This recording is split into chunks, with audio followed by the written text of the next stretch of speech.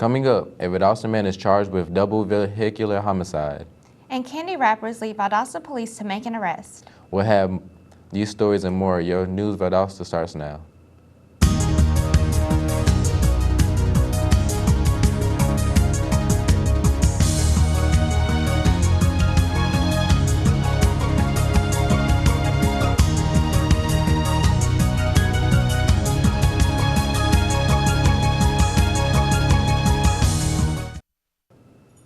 Welcome to News Valdosta. I'm Tatiana Phelps. And I'm Kendrick King. A Valdosta man has been charged in a head-on collision that killed 2 people earlier this year.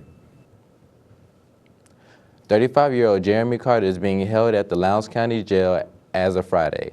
Carter has been charged with 2 counts of felony first-degree vehicular homicide, driving under the influence, and driving on a suspended license. The charges came from February 27, when Carter was driving a F-150 pickup truck and attempted to pass a school bus along a Clyateville road. He then collided with a Ford Mustang, killing both of its passengers. A trail of candy wrappers led Valdosta police to make an arrest for 2 burglaries that took place on the 1300 block of West Park Avenue. The next day, the VDP responded to another burglary on the same street. During the investigation of the second burglary, officers followed candy wrappers to a neighboring house where they found items stolen during both burglaries. A juvenile at the house was charged with 2 counts of burglary and transported to the Regional Youth Detention Center in Thomasville.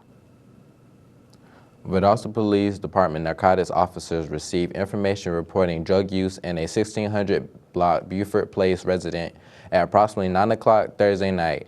After obtaining a search warrant, detectives recovered 60 grams of marijuana, 15.5 grams of magic mushrooms, amphetamine salt capsules, tools consistent with distribution of narcotics, and an undisclosed amount of U.S. currency.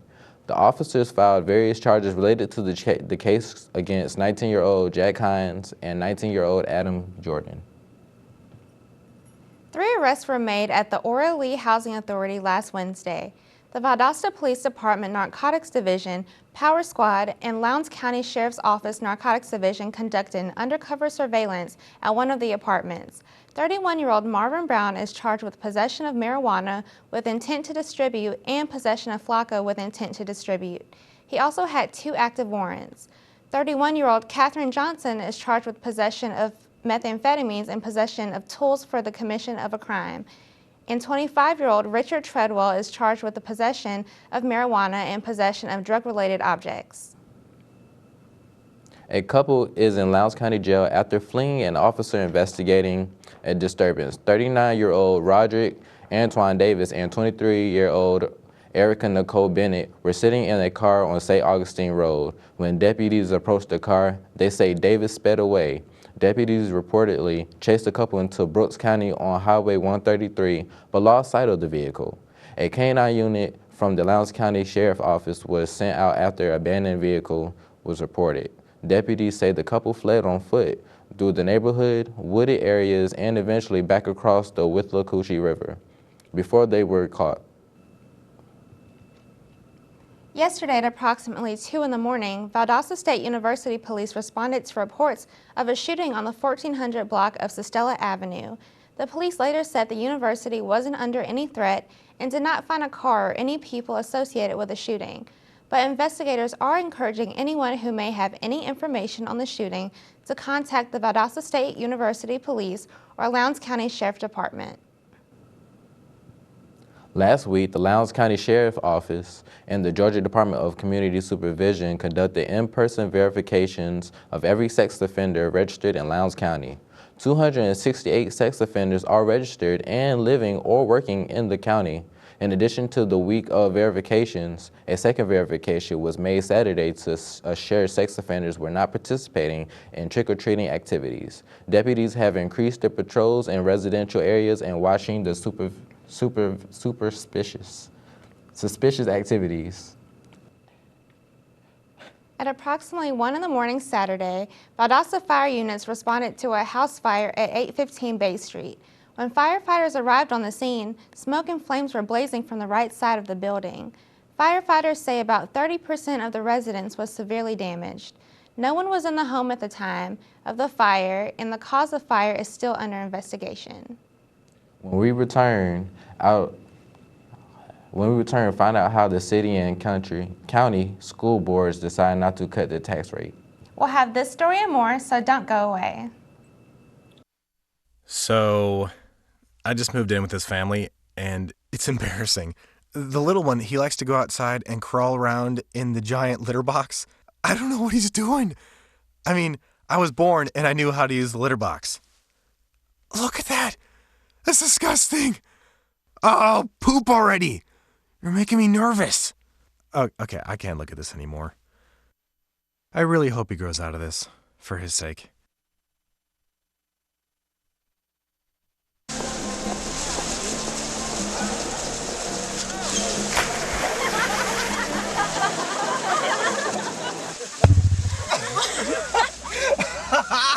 My dad's one of the producers. Bring this week.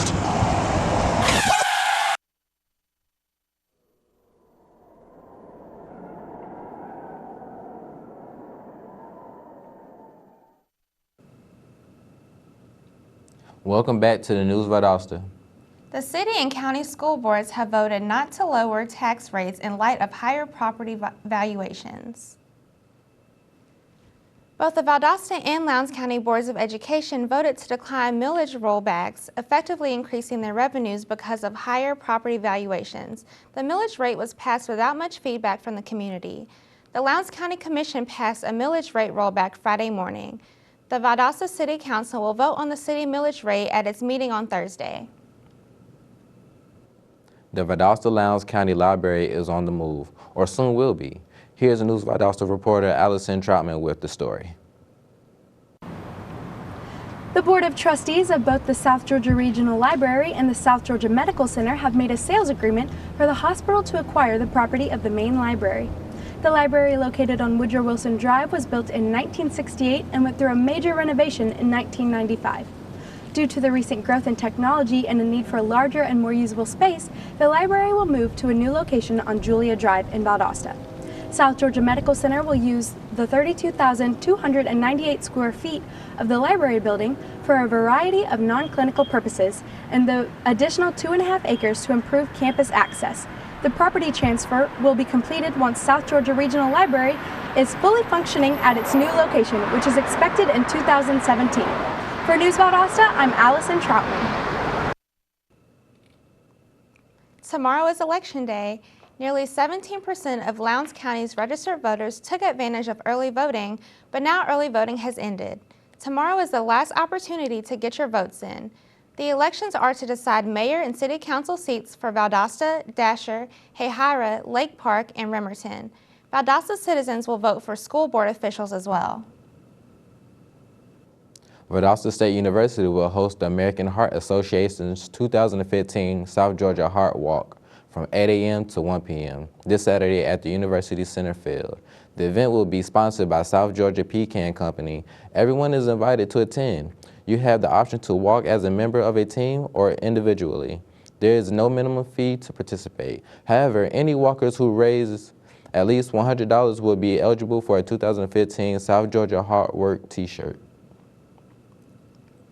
Tomorrow at Wiregrass Technical College is free application day.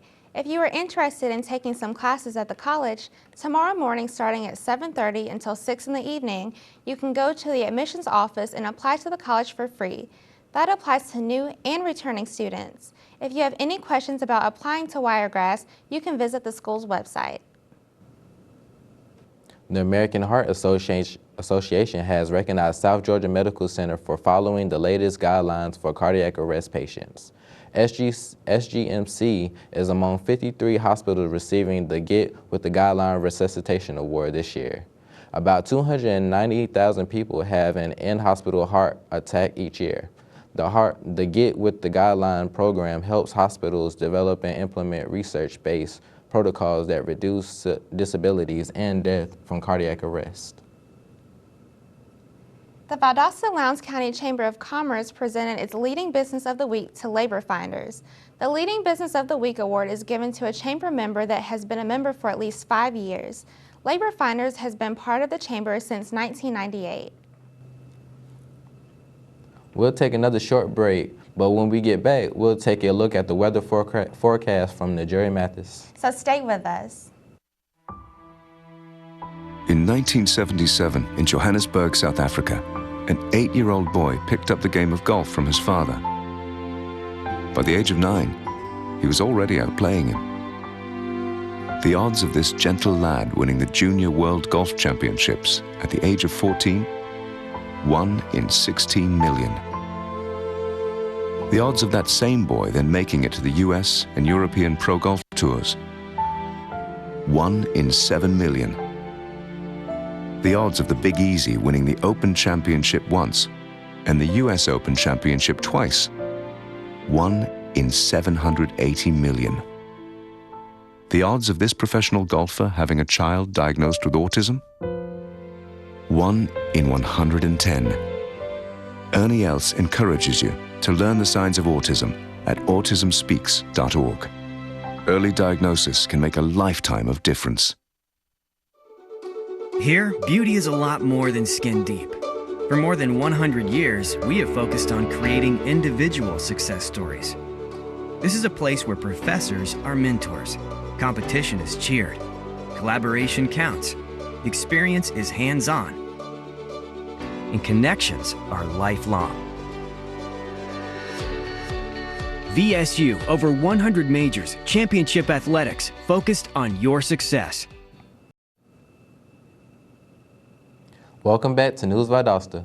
Now it's time for a look at our weather with Najari Mathis. Najari, what's in the forecast? Thanks, Tatiana. It seems like the fall weather just won't stay. Today's weather will be a high of 89 degrees with a 40% chance of rain. Go out and enjoy the warmer weather, but be sure to bring an umbrella along just in case the rain starts to pour. Tonight, the temperature will drop down to 71 degrees. The chance of rain will remain at around 40%. A light jacket may be necessary if you find yourself outside tonight. Thankfully, tomorrow's temperatures will be lower than today's. Your high will only be 83 degrees, which is more reminiscent of that fall weather we've all been waiting for. Unfortunately, as the temperatures fall, the rain may fall with it. The chance for precipitation will rise to a whopping 68% tomorrow, so be sure to grab a rain jacket or an umbrella. Today's UV index will top at 5.8, which is moderate on the 10-point scale. Not much protection is needed for this level, but you may want to apply a sunscreen with an SPF of at least 15. That should provide you with an adequate amount of protection against those UV rays. Good news for those of you with allergies. The pollen count for today is very low at only 0.4, so there's no need to grab your allergy medication today. And that's all for the forecast. Back to more at the news desk. Thanks, Najuri. When we come back, we'll check in with our sports anchor, Chris Carter. So stay with us.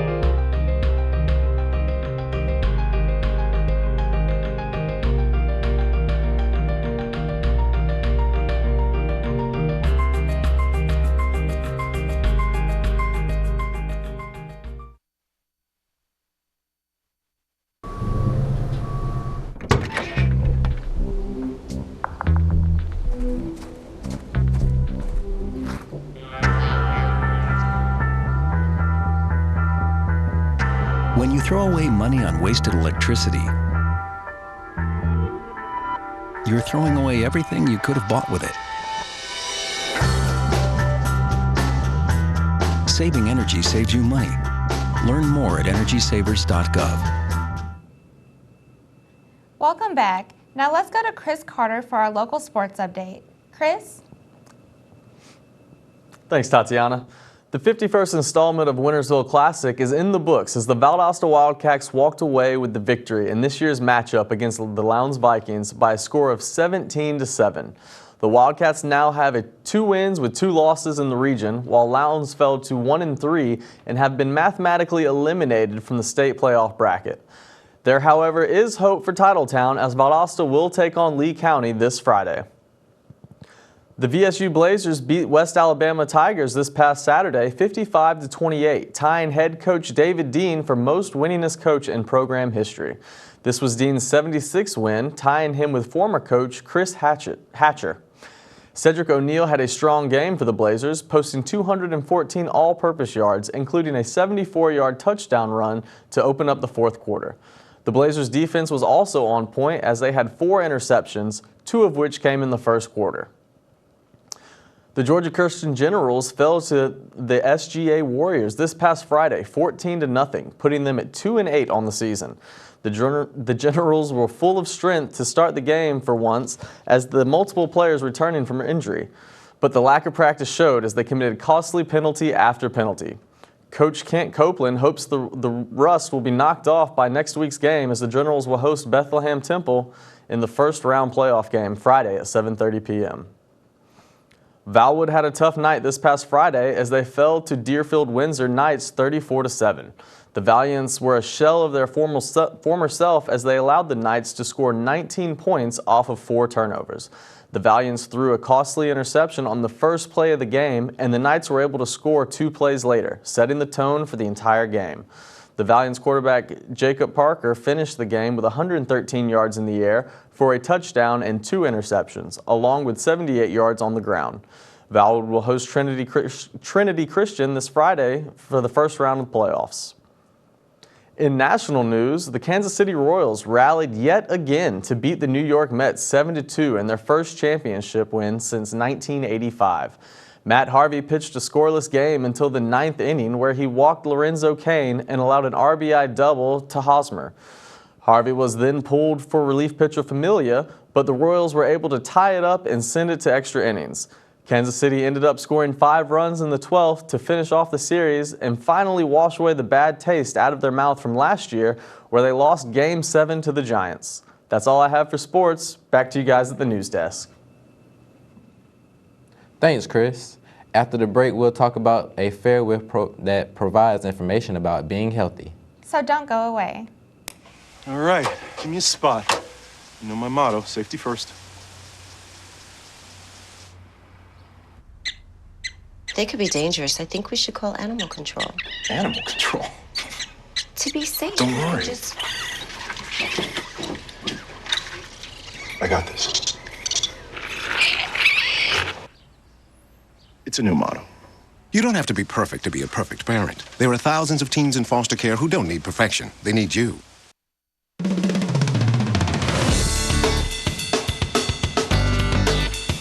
I love learning. I believe in service. I am full of passion. I embody sportsmanship. I trust in my resourcefulness. I like balance. That's why I chose. Division 2. And we're back with News Valdosta. If you're looking to lead a healthier lifestyle, you may want to attend the Senior Health Fair. As the winter months approach, it is time to start thinking about your health. This Thursday, the Valdosta Lowndes County Parks and Recreation Authority and the Pruitt Health Corporation will host a Senior Health Fair.